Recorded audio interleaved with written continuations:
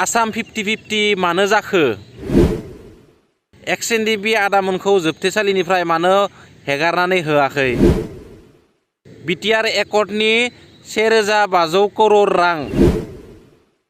गिबियावनो अननाय आरो सिबिनायखौ बावहरनानै आंनि गोदान मोनसे भिडिअ नोंथांमोनखौ गासैखौ बरायनाय बावहरबाय आरो जायफोर खोथाखौ नोंथांमोना भिडिअ दा खोनानो मोनदों बे खोथाखौ आं बुङाखै बे खोथाखौ मैयायो आसाम एसेम्ब्लियाव MLA अखिल गगैआ बुंदों जे बर' हारिनि गेजेराव बा बर'फोरनि सुक्ति जानानै थांनाय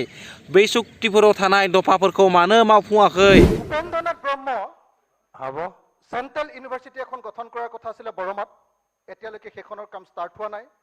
নেশনাল স্পৰ্টছ ইউনিভাৰ্চিটি কৰাৰ কথা আছিল সেইখনৰ কাম আৰম্ভ হোৱা নাই ৰিজিয়নেল মেডিকেল ইনষ্টিটিউট এইখনৰ কাম আৰম্ভ হোৱা নাই হোটেল মেনেজমেন্টৰ কেম্পাছ बेनि अनगायैबो जे सुक्तियाव लिरखाना थानाय बा एकर्डआव लिरखाना थानाय XNDB आदामोनखौ जोबथेसालिनिफ्राय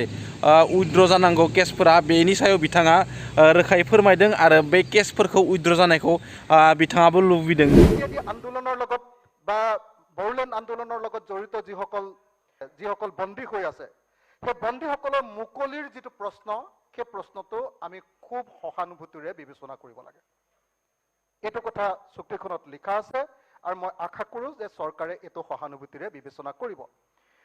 बेनि अनगायैबो UN ब्रह्म सेंट्रेल इउनिभार्सिटी आरो नेशनेल स्पोर्ट इउनिभार्सिटी बेनि अनगायै रिजनेल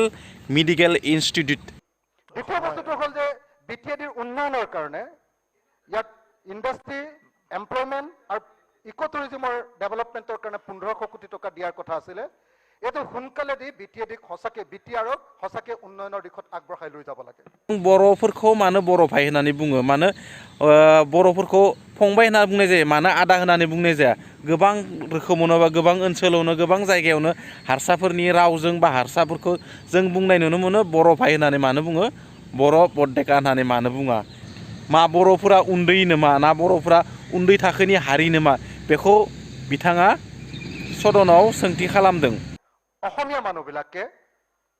এনেকে সদায় ভনি ভনি ভনি ভনি বা ভাই ভাই ভাই ভাই আমি ক'ব চেষ্টা কৰোঁ সেইকাৰণে মই সদায় এটা কথা কওঁ যে বড়ো ককাই বুলি কিয় আমি নকওঁ আমি কিয় তেওঁলোকৰ ভাই নহওঁ आसाम 50-50 मानो जाखो दिनै आसाम 50-50 मानो बुंबाय थाखो बा मानो नागिरबाय थाखो बेनि सायावबो बिथाङा फोरमायदोंमोन राव हारिमु थुनलाइखौ गादबनानै दोननानै गुबुन हारिनि सुबुङा दिनै जोंखौ आलाय-सिलाय खालामदों बा बर' हारिखौ आलाय-सिलाय खालामदों बेखौ बिथाङा फोरमायदों आरो जायनि थाखाय 1987 मायथाइयाव बड'फा उपेन्द्रनाथ ब्रह्मनि दैदेननायाव गिबि बड'लेण्ड मुभमेन्टआ जागायजेनो आरो बेखौनो थांखि लानानै दिनैसिमहालागै सेपारेट स्टेट बिनानै बर' हारिया मुभमेन्ट खालामदों होननानै बिथाङा बेखौ फोरमायो বহু অসমীয়া মানুহে বেয়া পোৱা আৰু এটা বস্তু মই অনুবাদ কৰি দিছিলোঁ ডিভাইড আসাম 50-50 ডিভাইড আসাম 50-50 এই যিখন মেমৰেণ্ডাম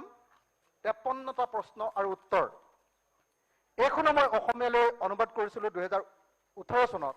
কিয়নো আসলতে বড়োসকলে আমাৰ বিৰুদ্ধে বিদ্ৰোহ কৰিছিলে অসমীয়া জাতিৰ বিৰুদ্ধে বিদ্ৰোহ কৰিছিলে তাত কি কৈছিলে অসমীয়া মানুহৰ মনোভাৱ জনজাতি বিৰোধী এন্টি ট্ৰাইবেল অসমীয়া মানুহে জনজাতীয় এলেকাত অসমীয়া উপনিৱেশবাদ আসাম কলোনিয়েলিজম আসামিজ কলোনিয়েলিজম গঢ়ি তুলিছে আৰু জনজাতীয় লোকক দমন কৰি আহিছে অসমীয়া মানুহে অসমখন অসমীয়াৰ বাবে বুলি ভাবে জনজাতি লোকৰ নহয় অসম চৰকাৰ অসমীয়াৰহে চৰকাৰ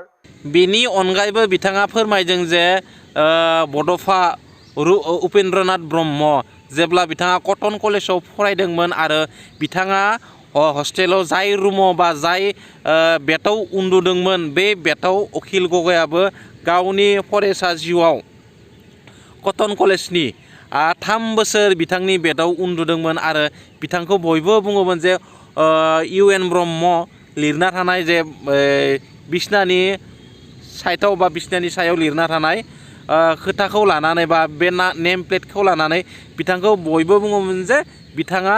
उपेन्द्रनाथ ब्रह्मनि बेटाव उन्दुयो बिथाङा बेनिखायनो बिथांनि खोथाफोराबो उपेन्द्रनाथ ब्रह्मनि बायदि खोथा होनानै बिथांखौ मिनियोमोन बिथांखौ बुङोमोन सुबुङा बेनिखायनो बिथांदा हाया होननानै बुङोमोन स' जियानो जाया मानो अननाय आरो सिबिनायखौ बावहरनानै दिनैनि भिडिअखौ बाराद्राय गोलाव खालामला बेखिनिनो फोजोबनाय जासिगोन जुदि नोंथांमोना भिडिअखौ नायना मोजां मोनोबा लाइक खालाम शेयार खालाम आरो भिडिअखौ नायनायनि थाखाय थेंक्स फर वाचिं गोजोन्थों जय बर' हारिनि बाय बाय।